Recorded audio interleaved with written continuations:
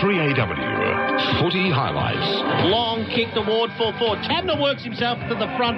Good effort, good body-on-body stuff. They trail by 27 points, Fremantle. I heard it. Inside of his foot.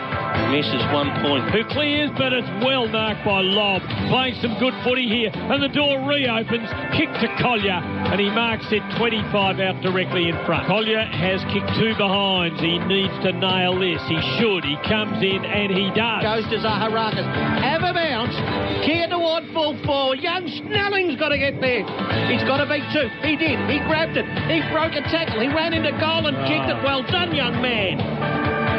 Well, Will Snelling with a rare highlight of the third quarter that no side really sort of looked like breaking each other, but Essendon retained just this lovely 4.5 goal cushion, or 26 points.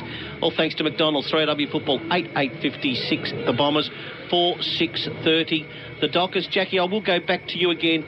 Please, injury update for DP before I go to Lloydie. Pretty good today. Michael Hurley did cop a little corky to the right hip there, but he's okay. He didn't need treatment at three-quarter time, and he is the skipper today of the Bombers, so he's being pretty vocal in this break, but all clear other than that. All the stats thanks to Husqvarna. Husqvarna, ready when you are.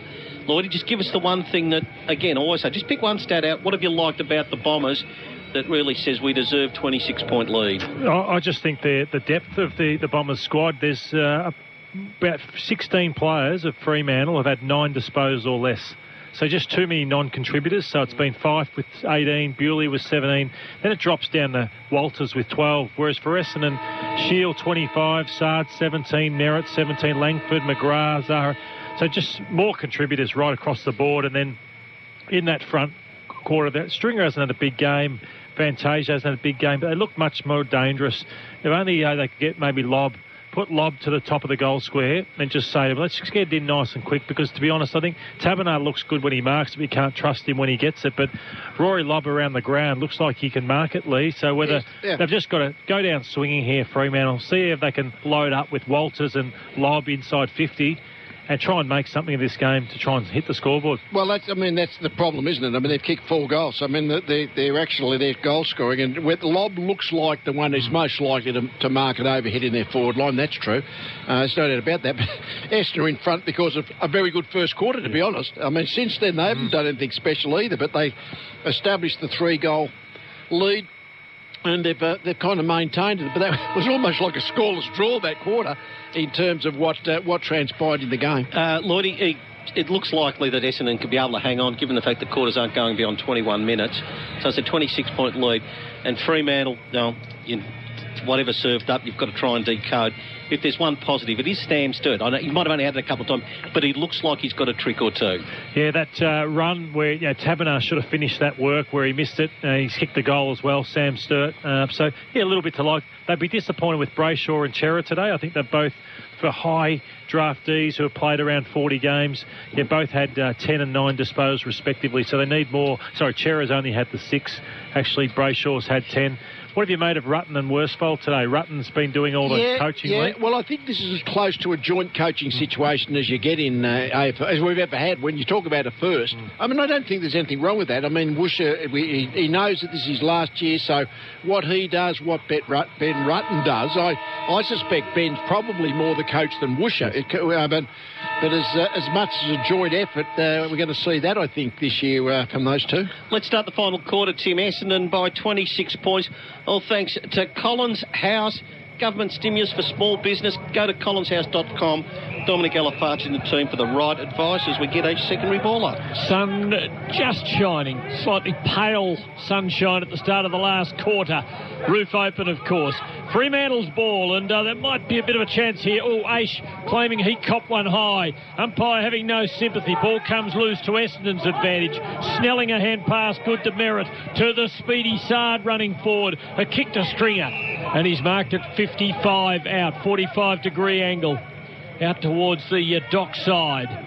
Comes in and I think he was trying to set it up, but he kicked it off the outside of his boot and banged it out on the full. It was a horrible kick.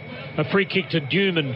in the back pocket for Fremantle. So a reprieve for the Dockers when Essendon might have had them under real pressure. You would think there'd have to be a bit more scoring in this quarter on the basis that Fremantle can't sort of get too many men back just to try and prevent Essendon. They've got to get even numbers at least forward of the ball to try and give them their players something to kick to. Ball bobbling around on the Dockside wing. 5 handball missed its target. Dylan Shields been very good today. Just eased a little kick out to Sada. It's going to be cut off though by Lobb. He kicks it long now. A chance for Walters, who has been really, really quiet today. Good spoil that time from Hurley. Lloydie, ball goes out of bounds. As for tyre power, we're a minute and a half into the final quarter. Bombers 56, Lloydie, and the Dockers are 30. Yeah, it worries me. They put Darcy to centre forward and lob into the ruck, but at ground level, Darcy's going to be exposed by that Bombers half-back line. It's brought down by Bell Chambers. Chance though for Chera. Good hand pass to Aish, who pokes a kick forward. Not sure who he was after. He miscued it. Darcy has to get down and dirty. He does. Gave to Brayshaw. Gives to Tucker. Ran into a wall. Off to Aish. Met by Merritt. Maybe in the back. Umpire paying nothing. Picked up by McDonald. Tipping Goody for the Dons. Pretty quiet today. He gave it off to Ridley, who worked it wide to Langford. To Snelling. They go round in a bit of a circle. Back to Ridley. Now to McGrath. They're being forced back. Now to Zirk Thatcher, who coolly slots it across the goal face into a very safe pair of hands named Michael Hurley. As he tried to go out of bounds on the full, trying to shield too. A safe pair of hands, not a safe pair of feet. Collins House scoreboard. It's a 26-point margin to the Bombers. Forward of the wing on the Dockside. The Dockers have it. Walters just took something off the kick that time. Hurley again, just able to knock it away from Banfield, but at least, Lee, the Dockers, if they're going to try and pull off something, have got it in their attacking 50. That's right. They've got there a fair few times, but haven't been able to make the most of it. See if they can do anything from this ruck. I mean, Walters is the ground level player, most likely, if you can get it on the move. Darcy, the tapper, was taken by McGrath at half back. Quick hands to Sard. Tumbler to the wing. The Dockers all in the right position as Logue. That goes back fly to the ball defensively and almost instinctively back to Dewman. Half back for the Dockers. And he's just running away from goal. Goes around. No. Oh, dear. Oh, dear. To Zaharakis. Handball over the top to Snelling from 45 out. And well done. What's that time. one? Well, what's happened? Stringer punches it into the behind post. Yeah, Stringer, the ball hadn't crossed the line. Stringer punches it into the behind post. I think we're going for our first review of the day. And in fact, would it be the first review of the year? No, I don't think I've seen one before this. And that was an unusual one. The question is whether it had crossed the line before Stringer's swipe, which knocked it into the behind post. So is it a throw-in or is it a behind? You wouldn't spend too much on this one, would you? It doesn't really matter. I wouldn't think so. It looks like you can't see the ball over the line, so I'd be surprised if it doesn't get called. This is... No, that hasn't crossed the line. If he's hit it into the point post, well done to Stringer. That is super clever play to keep it alive and Essendon get a stoppage. I think he was trying to get it back into play, to be honest, but it actually hit the behind post, Yep. So while we wait, it is 4.5 minutes into the final quarter. This is just to keep the game going a little bit longer, Tone. We need these extra minute or so to... Tell you something. They waste time on this. We'll have a 23-minute quarter. Look out for Paul Marsh. No score. Trying to work out. So that's well done. As up against the point post, Tim, the Bombers keep it alive and a chance for a goal and extend their 26-point margin. And if they do get a goal, they should get around Jake Stringer. Throw in. Lobb brings it down carefully to Conker, to Tucker. He gave it off to Bewley. And now it's with Fife, who skids a kick up the wing. It was quite clever in the Taberner direction. Collier there too, gave it to Taberner. Now to Conker. A dancing sidestep, a high kick, favours the Bombers. Sard comes over the top, brings it down to Snelling, away from goal to Hurley, further away to Ridley. Now the kick forward through the middle, on the lead, Laverty should get a free. Advantage called as Waller swoops upon it, kicks to the 50, but it's well knocked away by Fife. from Fantasia, who was in a marking position. Fife gives to Lobb. Kick up to the wing in the Ryan direction. Helped it to Cox. He tried to hand pass over his head back into play, but it was smothered from behind by a Bomber player, and it's gone over the line for a throw-in. Right on the dockside wing, it's Essendon 56, Fremantle 30, with 5.5 minutes into the last quarter, and no one scoring. So, on the wing, the Dockers, can they pick it up? Lobb does, but almost instinctively, 3 players from the Bombers all around, force a turnover, and the kick that time from McGrath kicks it out on the full. I was just thinking, Lloydie, if we're going to have 21-minute quarters, does that mean that when people are allowed back to the footy, we take 25% off the admission price? Or if you have a big day on the Schlapper in a corporate box, instead of being 400, it's down to 300? Because we're not getting the same amount of... We're not getting less is more. Less is more. So sometimes we'll walk away going, that was still great, whereas this, we don't want any more time. Lloydie, I can tell you, less is more doesn't apply in footy. More is not enough. So ball on the wing, not a great deal happening. You haven't missed anything. As Tucker kicks it straight to McGrath. The Dockers are in front on the Lloyd theory, Tone. So he kicked it straight to McGrath, got it to Sard, to Ridley, and they've got a real runner outside now, the Bombers. Hurley spears it into the 50, but chopping off the spear was Banfield. He gave a hand pass to Cox, to Schultz, to Collier, who pushes wide for Bewley to take a mark just behind the wing. A careful little short kick, and Conker takes the mark. They've kept possession, but it is converting it into something meaningful up forward that is elusive to them. Conker, a very short kick to Chera, who can take off and kick low and well, and it's marked by Tucker at the 50. Distance a tester here. He goes back as though he's giving it a bit of serious thought, and now, unless he gets an offer that he can't refuse, he's committed to having a shot. They're 26 points down, and the final quarter 7.5 minutes old. Tucker comes in.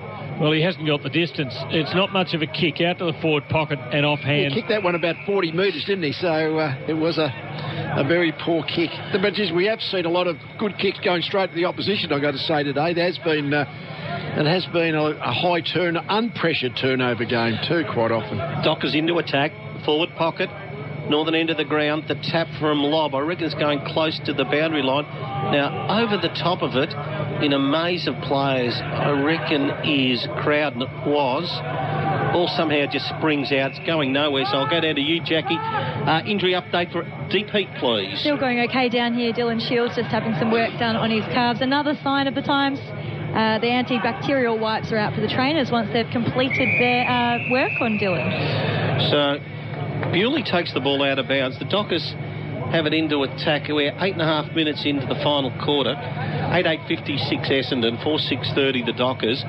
40 around, half forward on the City side. Dockers into attack. Ball just bouncing away. Well done, Banfield. Got it out. Tucker, handball, excellent. Now a snap from Lobb. And his goal. Well done. Well, so it is a goal. 5:6:36 the Dockers. Essendon 8:56. It's 20 points. And that is all on the Collins House scoreboard. It's a good example of actually just the observation that as the years go on, players are getting better and better at sensing the tackle and therefore flipping the hand pass out. So it might be, the tackling numbers are a little bit lower because the bloke with the ball, he's just more aware, can handball almost in a 360 area. And that, I think the handball was popped out from Tucker, wasn't it, too? Yep. But it was actually a good...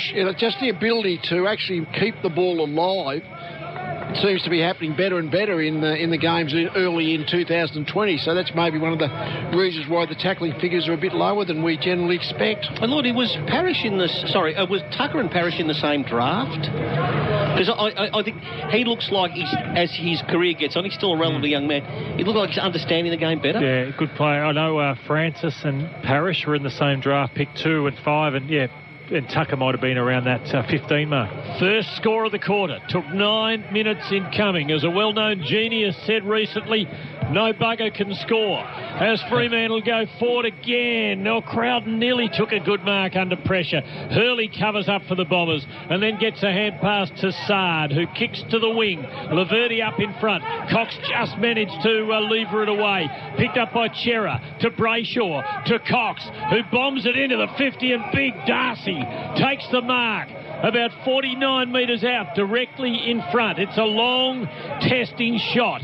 He doesn't go for it. He lays up. Lob is there. He was restrained. Couldn't get into the contest. All Essendon. Ridley a hand pass, releasing Guelphy. Kicks around the half-back flank, and it is comfortably marked for Essendon by Fantasia up in the back half of the ground. So, still, I wouldn't say nervous, but Essendon, it's a 20-point margin. And the balance of play so far, 11 minutes gone, final quarter, tyre power clock. They said Fremantle, am I sensing it right, that they look to be finishing a little bit better than the Bombers lead? In the game, as I said, it's only from the first quarter onwards, it's been relatively even. So it's just a question, can Fremantle somehow generate the 3 or 4 goals? And that's a long way, given they've only got 5 to this point. Francis' kick went to half-back. Sard had it, got it to Zaharakis. Oh, bravely, Fife goes in there, tries to push the ball out. He's got a few teammates there. Parrish has. I think we're going to get a stoppage. And the umpire tosses up. Collins House scoreboard. 8 minutes 47 to go. 8:56 the Bombers. And the Dockers 5:6:36 as Lobb gets a tap away. But the clearance almost to Weston Zaharakis. Tim, I think we're going to get another stoppage. Well, Fremantle are playing better at the moment than the Bombers. They are the team trying to make the play. But it's hard to see them ramming on the 4 goals they need at a minimum to win the match from the ball up. It's a tangle, and umpire Gavin comes in and is going to toss it up again. Lob and Bellchambers. Bellchambers wins down to Zaharakis. Smothered. Walters paddles, collects, 60 out, sees a bit of daylight, runs, draws a man, hand pass over the top to Banfield. He might have been over the line. No, he wasn't when he kicked it, and it slewed out on the full. A free kick to Essendon, but Fremantle still believing and still coming hard at the Bombers, just constructing goals. They need a Walters cameo, don't they? Yeah. The Walters cameo to kick 2 or 3 goals in. And then one after the siren. One after the siren as well. Sard's kick to half-back for the Bombers. Fife got there. Handball to Walters. Brilliant. Brayshaw must finish it now, and he's missed. It was just fabulous play from Fife and Walters, who are going to create basically 90% of the chances at ground level. And Brayshaw is a fine footballer, running in from 35. 8:56 Essendon. Dockers 5:7:37. 19 points the margin. Collins House scoreboard. collinshouse.com, and they will help you through these most uncertain financial times. Well, that should have been a goal, and had it been a goal, Tone, well, it would have been game on. It's a curious thing. This game will be absolutely dead if Essendon kicks a goal, and all of a sudden if Fremantle kicks a goal, the great escape is, or the great comeback's on. Although on balance of play, there's likely not to be a goal till the siren rings. Bellchambers just too strong in these ruck contests. Fife, though, clever little soccer. And now a hand pass to Crowden, who fumbled a crucial ball. And the spillage seized upon by Shield, who goes for a veering run. Couple of bounces, mown down. Had to get rid of it. Footy comes loose. Aish gets his body over the ball and then has to get it out. Collier's got it for the Dockers. Little kick into the 50. Off a pair of hands to McCarthy, who bombs away from 45 metres, just trying to bend it off the outside of his right boot, but he missed. It's a minor score. The margin is 18. So Hurley went in quickly to Guelphy. Handball back to Guelphy, that time from Redmond. Now there's a hold, and it was a lazy tackle that time, and Crowden's going to take a free kick. The pass is on. Oh, great intercept effort that time by Merida, halfback. Ground level win though to McCarthy. Handballs to a pack. Sard got there first. Shot out a really quick handball. The handball that time from Redmond. Taken by the Dockers. Sturton. It's ended up with Walters after Fife has just been absolutely pushed out of the way. And Sonny Walters has got a chance to make this a 12-point game for the Dockers. So this is a high-pressure goal. He's only 25 metres out. 45-degree angle, and he's a beautiful converter. You'd think he's probably going to kick it, but this is a high-pressure goal to really put them within a winning chance. So Walters goes back. Beautiful. It's a goal, no problem at all. So 6-8-44, the Dockers, trailing the Bombers. Here come Fremantle. 8-8-56, the Bombers. On the Collins House scoreboard, and I know the stats won't show these in actual hard numbers, but Fife has been sensational in this quarter. He has been up to 6 disposed, doing all the hard stuff. Yep. 3 clearances on the inside, but Darcy Tucker good, 7, Walters 6. But this last quarter for Husqvarna, 9-4 inside 50s, 2 goals, 2 to no score. So the Bombers have just absolutely stopped, repeat entries after repeat entries, and they're getting some reward now, Fremantle. So 2 goals with 6 minutes 24 to go, so plenty of time for the Dockers. Critical set of bounce, isn't it? Because I mean, if Essendon can get it forward, obviously their pressure releases on them. But because Fremantle have been locking it in their forward third really well this last bit. Who's in there? Walters is in there, Cherra's in there, and Tucker. So what's the Essendon centre square squad? Shield, is it? And Langford in the ruck. So massive opportunity here. It does give a chance for Fremantle to get some ascendancy. It is doable for the Dockers. They haven't looked like it all day. Lobb gets the tap here. Merritt, though, defends well for Essendon. Gets a hand pass to Shield, who breaks, goes wide for Cutler, who fumbled at the first go, got it now. Shield kept coming, hasn't stopped running. He kicks around the boundary. Devon Smith down low. Dropped a mark he might have taken and took it over the boundary line. So there'll be a throw in just outside the Bombers 50. Essendon need a score to make this safe, preferably a goal. They lead by 12 points at the 16.5-minute mark. Yep, 6 minutes remaining. Tyre power clock. Lobb, who's really lifted, took it from the ruck, was tackled. Brayshaw handballed it through. Essendon attacking 55. Merritt handball taken by McDonald, Tip and Woody. Handball over the top, intercepted by Lobb. Lobb's 25-30 metre kick.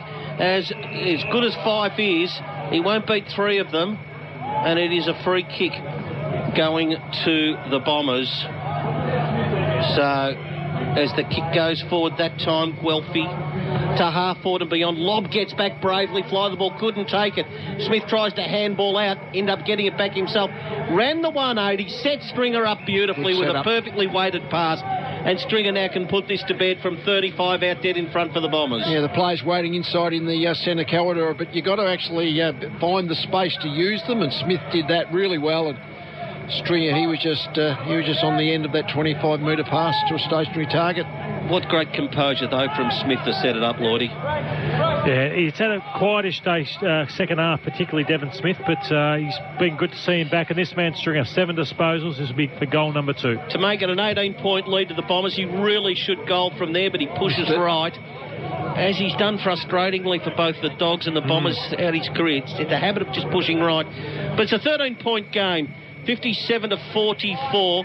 Collins House scoreboard, final quarter action, Tim, at the 18-minute mark. Another thriller in the AFLW semi-finals. GWS lead Melbourne by 3 points with a couple of minutes left, 3-8 to 3-5. Ball midfield here at Marvel. It's Fremantle's footy. Bewley has it on the wing. He can see a way forward, and that way is via Sonny Walters, who's got it. He fools them by coming onto his right, and he delivers beautifully. 50. Oh, there's got to be a 50 here, as Hurley has crashed young Sturt after he took the mark, and Lee Fisher will bring him back. It'll have to be to the scoreline because it happened just inside the 50, and Sturt will be lining up for his second goal, and he could barely miss this. The man on the mark is between the posts, and a goal here will cut it to 7. He comes in and he prods it through for his second of a debut that he might well remember for the best possible reasons. It's Essendon 8-9-57, Fremantle 7-8-50. And Basil, what do you think? Here they come, Fremantle. Well, this is what we wanted, didn't we, really, for the game? You wanted for the game to get a close finish, to see whether there's a bit of incitement, intensity develops within the game when the scoreboard is really tight late, and that's exactly what we've got right at the moment. And I'll repeat myself, Lloydie, and thank you for the affirmation. This is a nice debut from this young man. Good player, really good player, and I think it's his second year at the club, but had a lot of concussion issues last year with the Fremantle seconds, obviously in the waffle competition. So here we go, Sean Darcy now. Can he continue on? He's back in the ruck. Lobb's gone forward. Lobb's been sensational. I think probably Fremantle's best player. Let's see if Darcy can jump in at Bell Chambers and get another clearance to make a game of it here. 7 points the margin, Essendon way. It was so comfortable for so long for the Bombers. 4.5 minutes, tyre power clock remains. Darcy, the tap, 5, the target, knocks it out. Shield, though, no mucking about. Off the deck, wins 15, 20, 25 metres for the Bombers. Fantasia, unable to bend down, comes off his boots safely enough, though. Neutral territory, southern side, 57-50. Collins House scoreboard. 4 minutes remain, final quarter. Lily Mithens put Melbourne in front with 30 seconds to go, Tone, in the women's. So that is a free kick in the ruck. Bell Chambers gets it to Cutler, able to run away from his opponent. High kick to the forward pocket. Big leap required. Stringer at the back can't get there. High contact, I thought, that time on the Dockers. Conker's kick. Charge down. Stringer comes back with it. And he has snapped. And who else was it going to be except Jake Stringer? Well, they're going to the high fives too. They've actually said we're going to do something to really celebrate. Here, no, his frustrating good work for String. Only on the basis of the difference between his best and his worst is fairly extreme. And that was just a half chance, 20 metres out, over the right kick, over the left shoulder. Really nice goal to make it really tough now for with 3 minutes and 30 to go. On real time. Tim, you might as well take us around the ground for Home Safe Solutions. Earlier today, the Kangaroos defeated Collingwood in the AFLW by 2 points. What's happening there? Melbourne 4-5-29, GWS 3-8-26 in the last couple of seconds, and it looks as though the Demons are going to win their way into the last 4. They have done it. The protocols are being observed. There are a few elbow taps and things like that, but Melbourne have got up with the last gasp goal by Lily Mithen. So 13 points now, the Bombers lead. Safe enough, unless some Walters 5 magic. Lob thumps the ball forward. Langford back of the pack, able to get it. Gets to McGrath of Essendon, round the body he goes. And Tim McDonald, Tippenwood, he's going to take his time. He's got the ball on the dockside wing as we're down basically to 3 minutes and 20 seconds. Tyre power countdown clock this time. As a little one that time for Dylan Shield. Gee, he put his teammate Redmond under awful pressure. It's taken, it's a free kick to Walters. It was taken by Banfield, gets to Walters, plays on quickly, the Dockers with a chance. Yeah, clever little kick to Tucker, who kicks deep. Sturt is there, and he's outpointed Hurley and taken a terrific mark, 20 metres out directly in front. And again, he can bring them back to within 7 points. And he did. You caught it well. He just somehow got the ball floated a little bit his side of the contest, admittedly, but he completely was able to hold Hurley out, take the contested chest mark. That was a great bit of play. Time Ginham now, but it's still possible if he kicks this. He should. He comes in and he does. He has 3. What a debut it's been from Sam Sturt.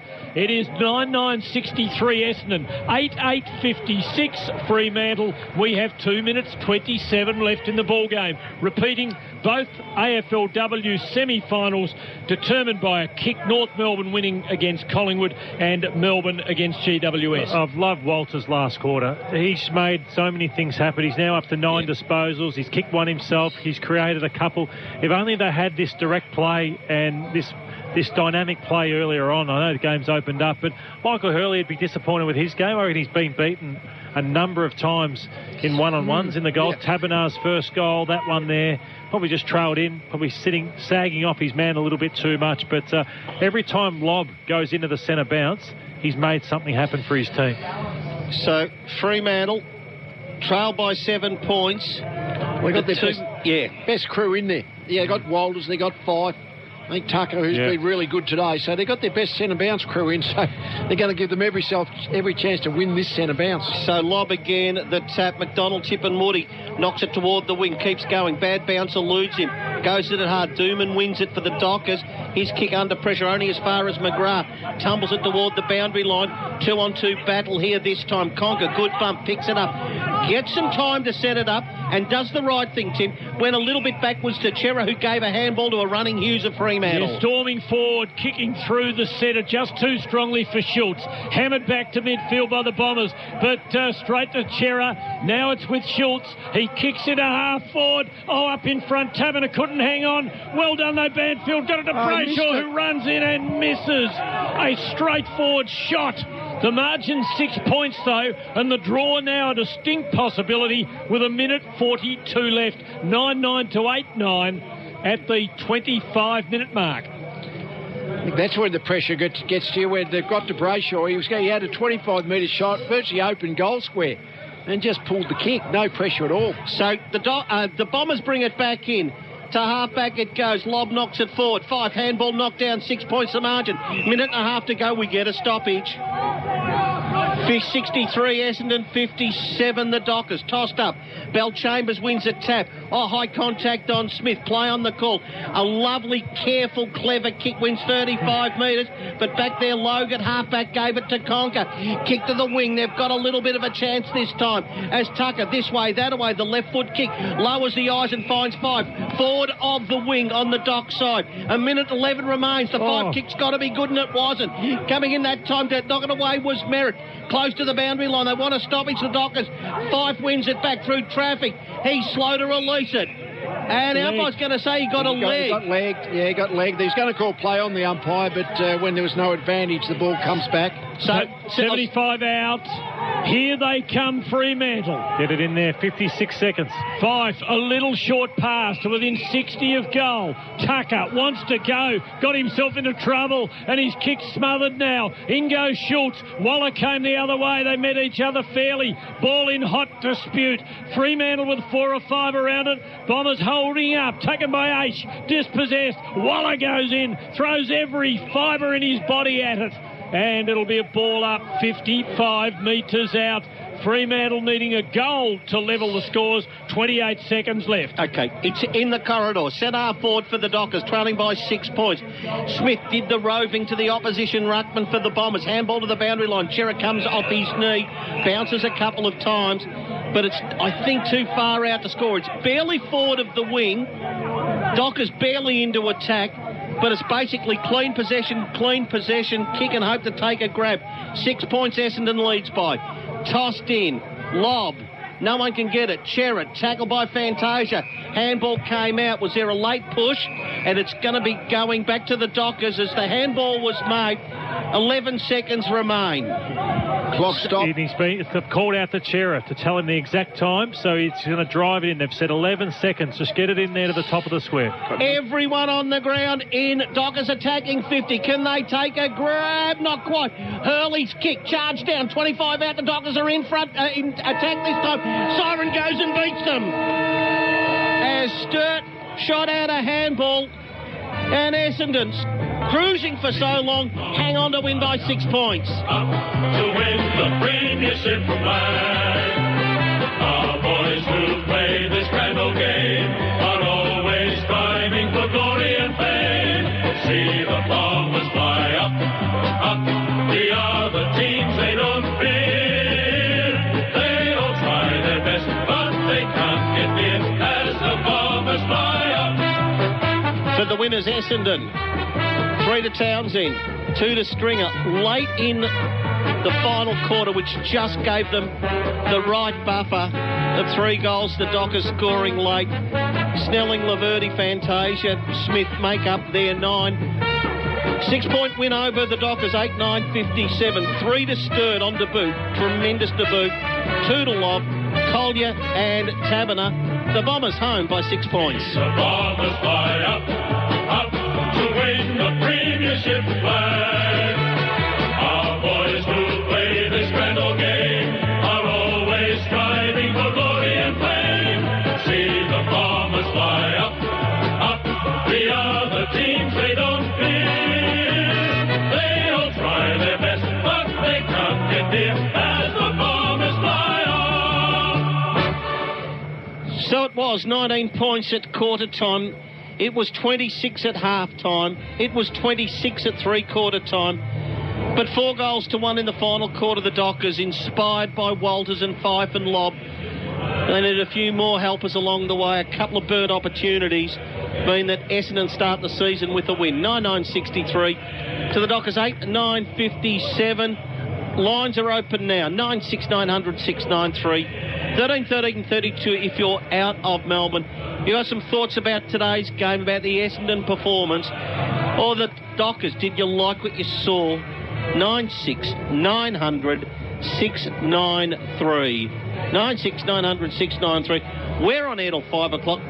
Mark Owen Ox taking over at 5 o'clock into the twilight zone before it's the Giants and the Cats from Giant Stadium. Shane McGuinness, Matt Granlund, Daniel Harpert there. And then it's on to Rick. So we're alive and well and talking footy until midnight. And then the finish, Lee, the game that did genuinely meander along.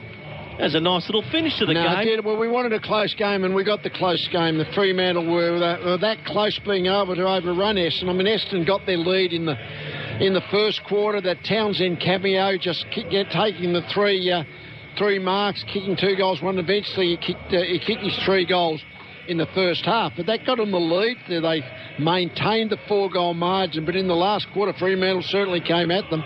Kicked 4 goals 4 eventually to 1 goal 1 and just to go under by 6 points. So, but yeah, I think Walters and Fife and Lobb and Tucker, just their last quarter was exceptional. And the Bombers were off the bit. And one win in a 17-game season, and not sure how the votes will run, but I think the work, the gut running and the willingness to get to as many contests. I thought Dylan Shield really was so important for the Bombers this afternoon. He was probably their main constant, Dylan Shield. He obviously had 21 kicks, 14 handballs, works extremely hard. Yeah, he doesn't kick enough goals and all that sort of thing, but 9 clearances was pretty important too for Dylan Shield and the Bombers. So yeah. What do you make of a game like that when it seems to cruise along for so long, but then just you're thinking that Essendon are going to be winning, and Fremantle come with such a rush? Well, we touched on the Marsh series, and I know we don't like to talk about it too much, but they did exactly the same against the West Coast Eagles. They were 4 goals down. They'd only kicked 4 or 5 goals, and then they doubled their score in the last quarter. It's pretty much what they did here. So I reckon they were too safe with the ball. I think they went lateral, sideways too often. When they went more direct, because they had to, they were much, much better. And I thought Lobb going into the ruck instead of Sean Darcy made a massive difference as well. 9-9-63 Essendon over Fremantle 8-9-57. 6-point win to the Bombers.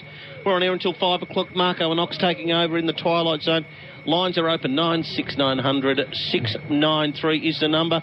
Jackie Reid, I can go to you. I'm assuming you're still monitoring us, Jackie? I certainly am. I was just watching Nat Fife have a chat to his teammates. He kept them out on the ground just for a little bit of a walk through what happened in the last couple of minutes there. He looked pretty dejected as he walked off. He left the ground last for the Dockers. In terms of injuries, Matt Taberner had a bit of cramp towards the end of the game and had to have a bit of treatment. For the Bombers, Michael Hurley corked his right hip but played on. And Zach Merritt had some cramp as well. But other than that, it was a pretty good day on the injury front. Yeah, all thanks to DP. Jackie, thank you very much today. What a strange feeling. It must be just down there, one of about, 60 or 70 spread right across the Marvel Stadium here. 6-point win to the Bombers. What should the main takeaway for Bombers fans tonight? 96900 693 the number to call. Lee, what do the Bombers fans take away from it? Oh, they got the win, basically. I mean, they're good players. The players that you know are good were good. Shield was good. I thought Sard ran off half-back well. McGrath was okay. I mean, all those players were okay. They've kept the Fremantle to 8 goals. I mean, that's a pretty good performance in a whole defensive sense, but they've only kicked 9 goals themselves, and 5 of them were in the first quarter, so they've only kicked 4 goals after quarter time. So their scoring power looked very poor as well. So certainly Fremantle's until the last quarter had very little scoring power, and neither did Essendon. So that would be the concern. So, but that's not what they didn't know. They had no marking forwards going in. Mm-hmm. We were talking about Dan Hurdle. He's been injured long term, and McKernan's wasn't in the team. So all of a sudden they didn't have any really established height in their forward line. So they had to go in with a fairly small group. Townsend's cameo in the first quarter was critical, but he's only obviously a medium-sized player. But they just didn't have anyone up forward who looked like, I mean, Stringer was obviously the tallest of their forwards. So they maybe just through personnel, they had a fairly small looking forward group. But certainly, apart from that, the 5 goals in the first quarter, they were getting plenty of field position, but not doing much scoring. Lloydie, we'll go through some of the big stat winners for Husqvarna in a moment. Are you able to just tell me what were the amount of touches in the final quarter only? Because it just seemed like in the last 12 minutes it was just... Before we do that, let's head down and hear the song.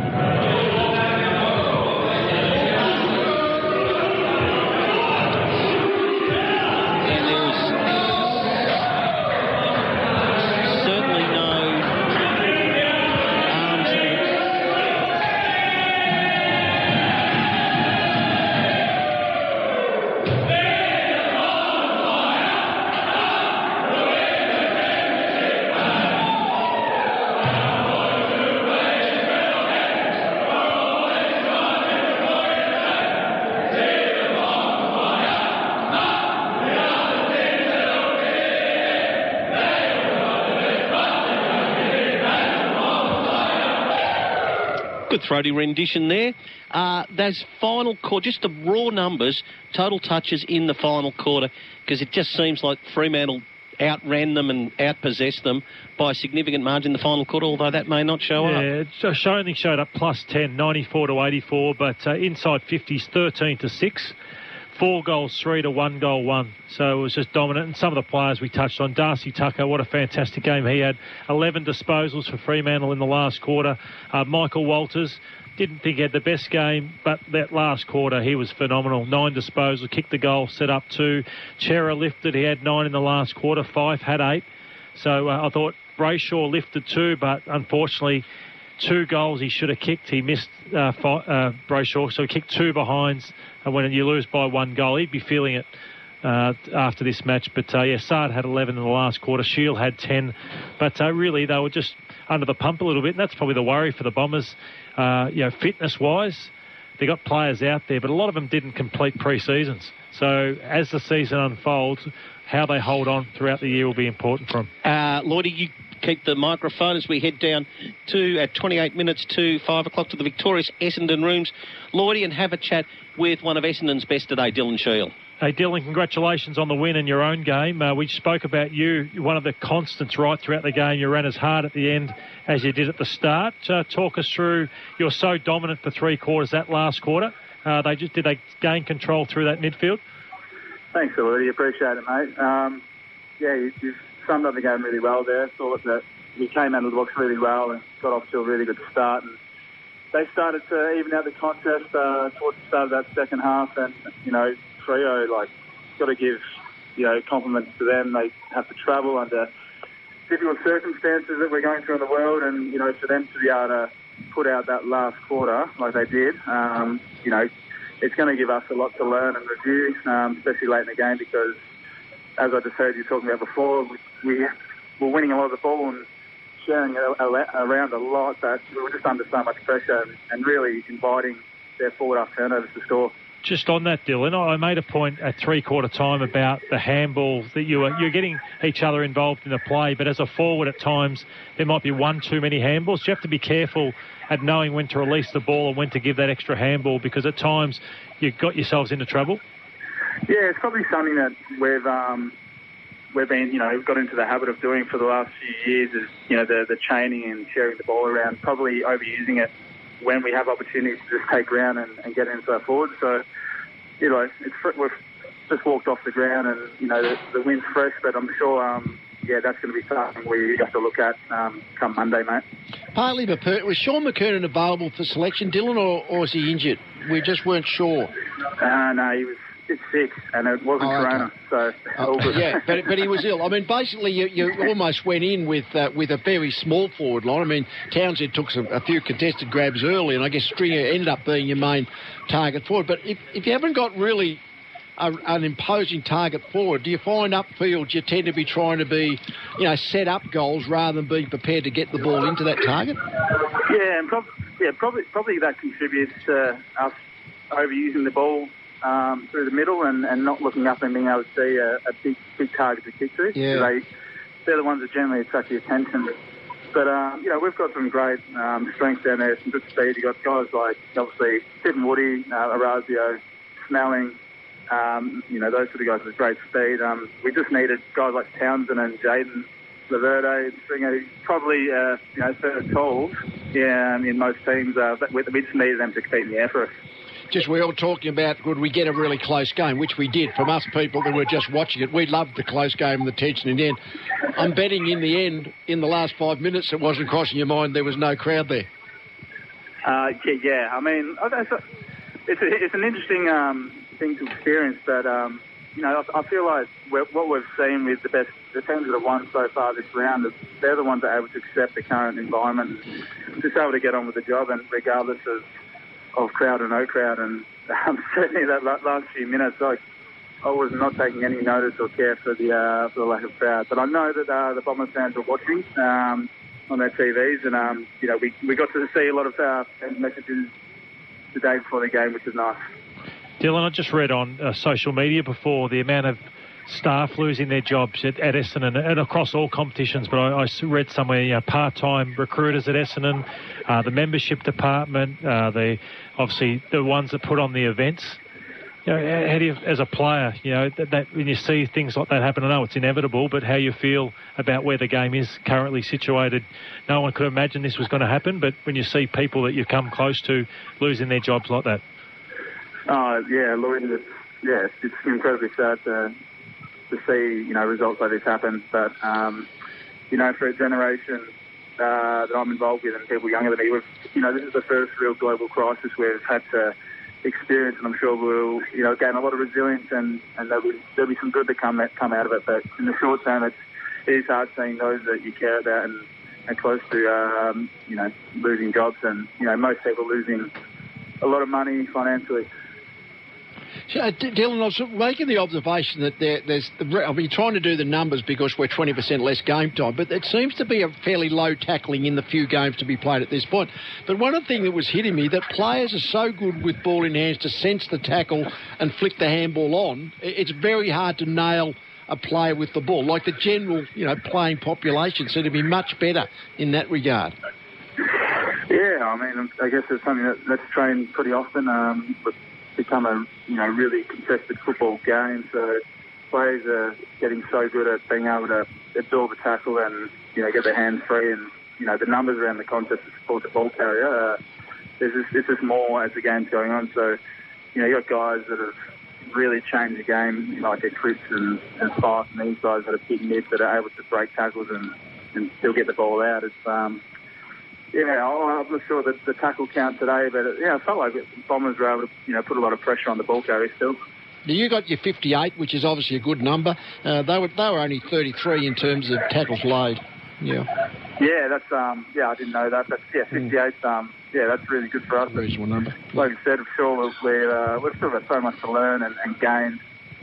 In terms of growth throughout the season as it progresses. But it's really, really good to get off to the start with a win. It was certainly better than this time last year for the Bombers. Yeah. So, we'll enjoy this and reload and get ready again.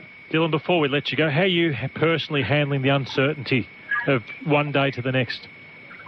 Well, I don't know. As you mentioned, or as I've been getting stuck into around the club, I had a 4-pack of Indian Pale Ale ready, which the season was called off, Lloydie. So they're still ready and still on ice. So it does get cancelled for a little while, but it's hard to. You just got to be able to control what you can control as a player. I think the general players amongst the competition, are really aligned and are trying to, play as much footy as we can for, just the general energy of the society. So got to give them some entertainment during just a tough time. Tremendous to have you aboard, Dylan. You have just piqued an interest in me with that comment of having your 4 cans just in case something happened. Are you a sort of a Carlton draft, because that's what everyone drank kind of guy, or are you more, an American pale ale in a can that's got all colours of the rainbow? Well, my old man tries to get me to drink draft and get it, but I go the more crafty. I'm on the pale ales from down the peninsula way, those crafts for the boutique is. Fair enough. Down on the Mornington Peninsula, that would mean there's a mob from St Andrews that do some really interesting cans. Are they part of the gear? Yeah, all part of the gear, mate. Pretty flexible, but like I said, every now and then I'll enjoy a draft. Good man. By the way, Lloydie's just got one more incisive question for you as we let you go. Lloydie, that is? It's about travel. You have to jump on a plane to play the Swans next Friday night, Dylan. Have you thought about that at all as a player? That's the worries of getting on planes and having to travel. No, I haven't actually. Not yet. Just had to focus on what we had to do today, but I'm sure we'll address that when we come to it next week. Good stuff. Thanks very much for joining us, Dylan. And thanks, Dylan would love to thank you too, Lloydie, for now creating a seed of doubt in him that he hadn't bothered to think about. Let's get to the open line. 96900 693 from Gisborne. Mark, welcome. Yeah, welcome, boys. You're doing a great job there. It must be fairly difficult without the crowd. I heard Tim say before it can get difficult to sort of get up, I guess, as a commentator, so you're doing a great job. I just want to comment on how good opportunity this might be to market the game to America by sending instructional videos out to the big, sports broadcasters, and maybe getting an audience that way, because the Americans must be starved for live sport, as a lot of overseas countries are, and we could market ourselves as the only country that it's still going, and why we're doing that. And it might be something that the league, you might be able to sell a little bit of rights to the Americans in future years, because it could be a good opportunity for the Americans to be attracted to our game, because there's no other distractions. Well, ESPN have some what you would call Australian windows on their programs, and where they focus in on what's actually happening through American eyes, but obviously Australian sport.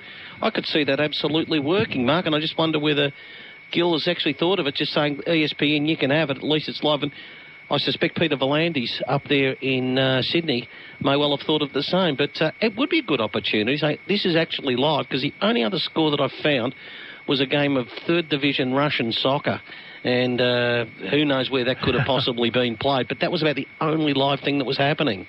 So, Mark, we love it. It is, and Essendon fans will love it also, because today, you just fall into some habits. In front of... Yeah, thank you, Lord.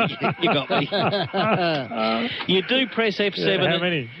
You do press F7 at this time of the night and think, just so-and-so, Essendon by 6 points in front of... Well, basically no one. But we did... In front of the Sturt family. In front of the Sturt family. And just a quick word. I know we spoke about him during the call, but you said he was just a late bloomer?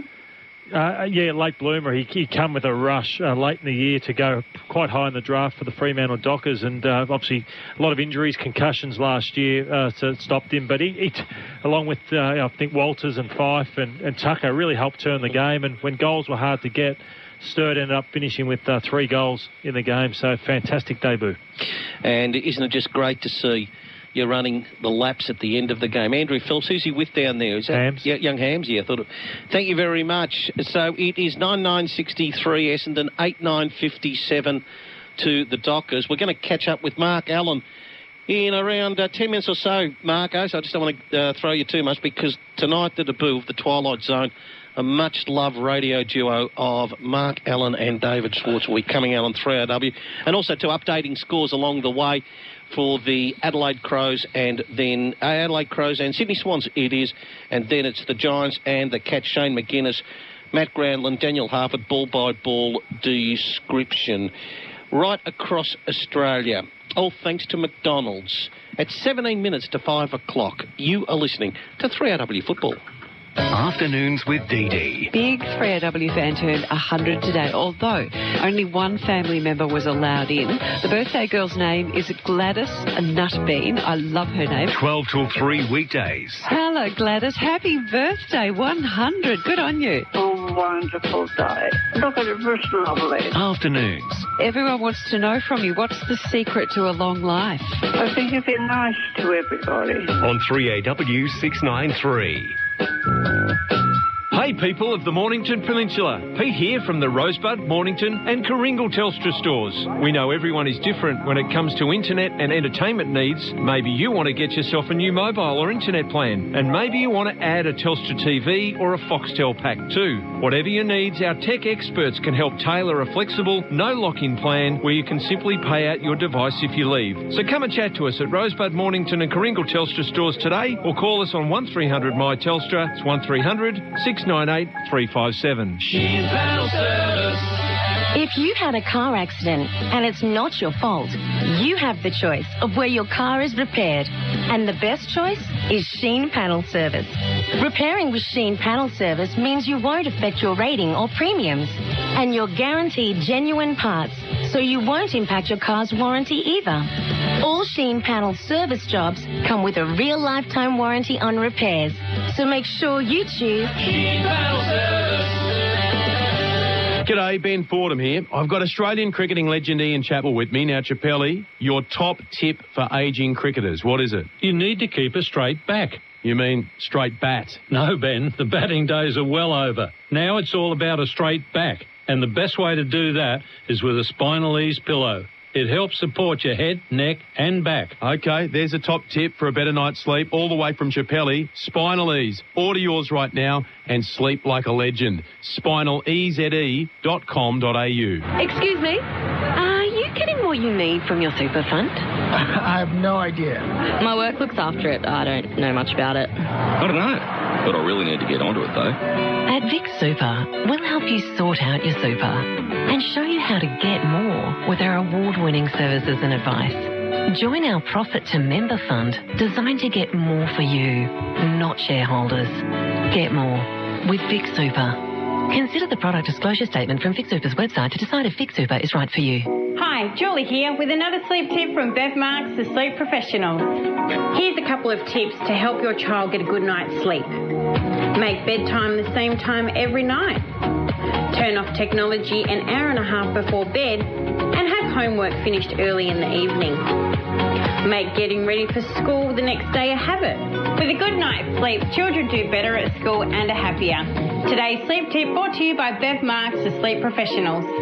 All-day socks by Underworks are the best socks you'll ever wear. They're seriously comfy and designed to stay up all day without digging in or leaving ugly red marks. Pick up a pair of all-day socks by Underworks. They're so comfy, you'll chuck all your other socks out. Available at all leading retailers. Toyota deals? You betcha. It's the 2019 plate clearance and the March demonstrator event at Yarra Valley Toyota Lilydale. So much to choose from. See the savings at yarravalleytoyota.com.au. Click 161541.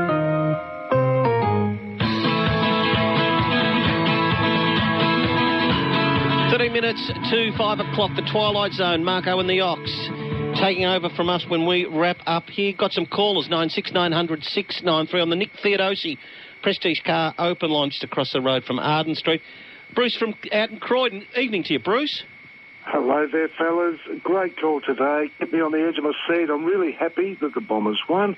And that's the first time I've ever heard an interview with a player like Dylan Shield about beer. It's about beer after a game of footy. What a terrific and refreshing light in a different draft. Yeah, it's nice. Although, well, I think Dylan's probably refreshing and heavy. Might have been the one there. Hey, Brucey, trying to guess your voice. Are you a Carlton draft Vic Bitter kind of person? Or do you like those fancy tins that have got IPA, XPA, APA written all over them?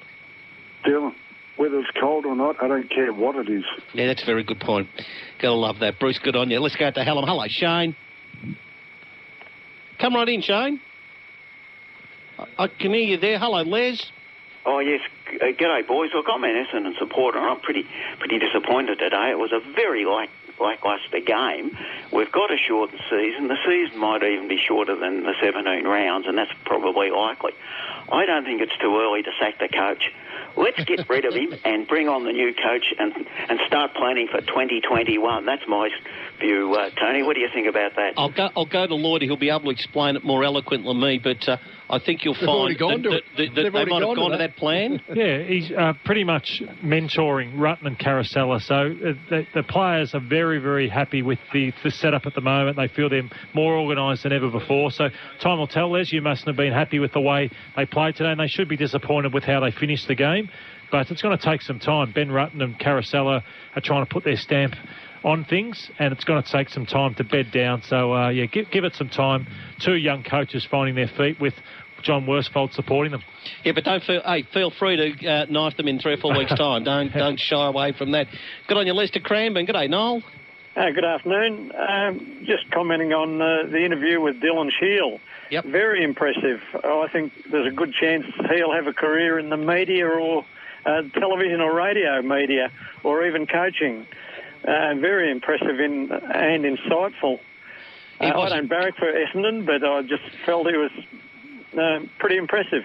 Well, you know him better than us, Lloydie, and is he the one? Can you tell us the story? Was it Dylan Shield who invited you and your son to do something at pre-season, bring you into the circle? That was Dyson Heppel, actually. Dyson Heppel. No, but Dylan's the ultimate professional, and where he was saying about the beer is it was on hold, Nigel, before, because if his season's over, he'd have a beer or two. But no, that's what I love about Dylan Shield is he'll even challenge you as a commentator if he doesn't agree with what you've got to say. And very insightful, which we love, because not many players are these days. No.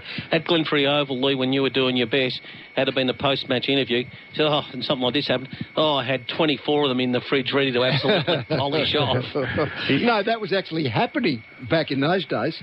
So, Lee, I'll just allow you come in right over the top of us because you've got an interest taking place, one of the horses that are going around. I won't go any further than that. You can just tell us the last 50 seconds or so, or 50 seconds, 50 metres or so. Today it was Essendon, 9.963, defeating the Dockers, 8.957. Yeah, just a quick word from you, please, Lloydie. Just basically, we've heard about Essendon, people disappointed. What do you take away from Fremantle's performance, just in a nutshell? Fremantle's performance was very lacklustre for 3 quarters. I thought they relied too much on their main players. I thought Fife was trying hard but had no real support. But then a lot of others jumped off the back of Nathan Fife. I thought Walters was super. Tucker got better. I thought Rory Lobb was probably the best big man on the ground. So I thought that he lifted it through going into the ruck. Brayshaw and Chera got better. So a lot to like in that last quarter, but I just am concerned about their limited scoring tone. So they've scored 8 goals, and it took them, they had 4 goals till 3-quarter time. That's not what we want to see from Fremantle, because they're not going to win too many games not being able to score, which we touched on all day. Simple question, Lee, that doesn't need too much explanation. Yes or no? Oh, no, the horse. Yeah, no, the horse I was actually having a little look at, but I got a little interest in. Didn't want to throw you under the bus if I was very unlucky. That it was. Mark Allen joins us now, and the Ox there. Preview the first of many on 3AW of the Twilight Zone. Marco, Ox, welcome. Good on you, Tony. And thanks to everybody, too. They've been so welcoming, haven't they, Ox? Everybody here at the 3AW team have been magnificent. Our show, Tony, is jam-packed. Tell us how much fruit is in that rather tight bottle. Oh, a couple of bananas and an apple here and there. That's about it. That's mixed fruit. Yeah, no, there's not a lot, to be honest. No, come on, look at the rundown. We're going to bring back some oldies and some goldies too, Tone. We're going to have some dad jokes. We're going to lighten things up a little bit. Good. We'll have the name game, of course. We'll have the launch pad. You're big on the name game, aren't you? Love the name game. You're big Everyone on loves a small quiz. Well, it is world famous, I guess. Everyone loves a small quiz. But we'll discuss how ordinary that game was this afternoon. Keep you updated with the scores coming through from the Swans and Adelaide game, which will be, I don't think that'll be an exciting game either. And we're going to preview Adelaide and Sydney. Yeah, of course we will. Yeah, we're going to do it all. We'll be all over it. We're going to do it all, buddy. Good stuff. Just for the record, and as you two are the owners of the dad joke, what is officially the worst dad joke ever told? Well, we had a winner. The winner of the first year was my favourite, which was about the bloke who split up with his missus because she had a lazy eye. You thought she was seeing someone on the side. Yeah, gotcha. So I thought that's generally funny. No, my actual favourite, the greatest dad joke I heard last year or the last couple of years was where there was a helicopter accident and it crashed on a graveyard, an old graveyard in Ireland. Yeah. They found 700 bodies. 700. Isn't that amazing? Unbelievable. 700. I look forward very much. In all seriousness, as I've been here probably longer than just about anyone there, it is fabulous to have you as part of 3AW football, but 3AW in general. And I hope there's a stack of Twilight Zones, and I know that there's a lot of love for you. 96900 693, the number to call. 13 13 32 if you're out of town. Boys, have a great night. All of us will be listening in, and hopefully, knowingly, for you two, it's the first of many, many more. Good on you, Tone.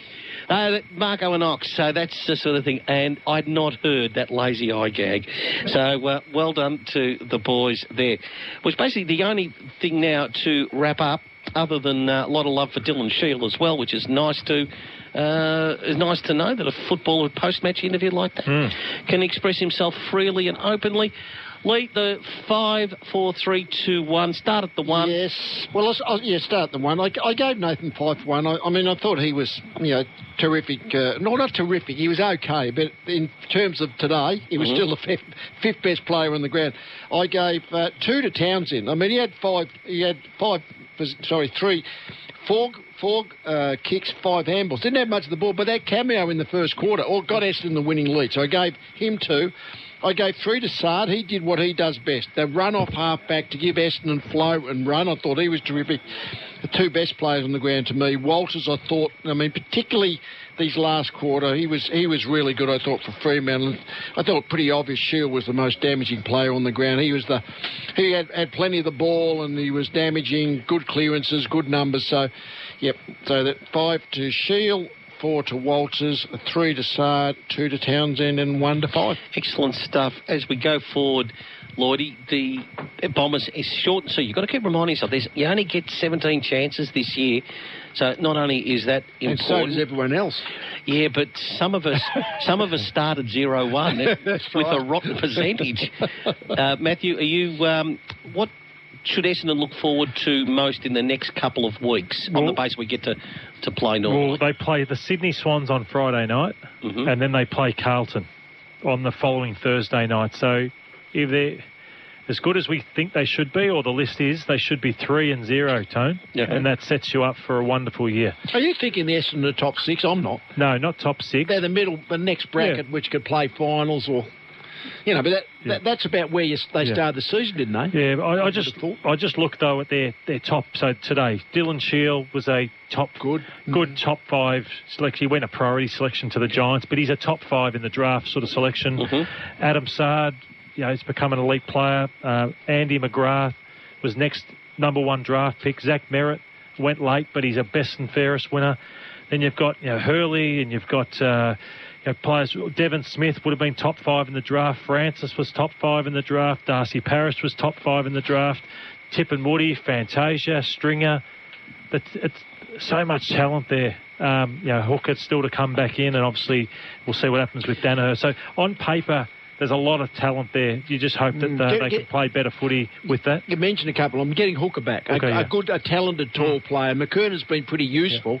Yeah. Danaher's the one to top you off, but he's been injured for so long, it's hard to think he's going to do anything much in 2020. Right. Just on Joey Danaher, you got a little update from the club for us? Not from the club, but I'd be surprised if he had much impact on this season. So if he can get back and play some good footy late in the year, that's as good a bonus. But Bombers fans shouldn't be expecting the next 4 or 5 weeks that he would play. No, it's a longer-term thing than that. Yep. All right, well, thank you very much for that too. Essendon by 6 points today, 9-9-63 to Fremantle 8-9-57, and in spite of the lack of scoring throughout the day, it ended up being a pretty tidy finish, with the Bombers always seemingly going to win, but then the last 2 or 3 minutes it became very, very close. Mark Allen and David Schwartz next on the Twilight Zone. And this will be a feature of 3AW football right throughout the year, that when there is a game that we think doesn't really resonate with our listeners, guaranteed Marco and Ox, who will resonate with all of our listeners, will be looking for them to provide the relief. And they'll probably have a bit of serious footy talk as well. So they will be coming up at 5 o'clock, and then after the news, and then after that will be the Giants and the Cats that hold so much interest, because I think there's camp certainly split in two about the where Geelong just might end up this year. We shall find out. This is a great test coming up. Shane McGuinness, Matt Granlund, and also Daniel Harford as well. So that's it today from Marvel Stadium, the third of who knows how many games are going to be played like this, but certainly in the near future. Lack of crowds. Thank you to all your support today too. Really appreciate the feedback both pre and post game, and again a lot of love for Dylan Shield. We really enjoyed that interview. That'll be up on 3AW Football, all sponsored by the Doc Shop. Let's take the 5 o'clock news.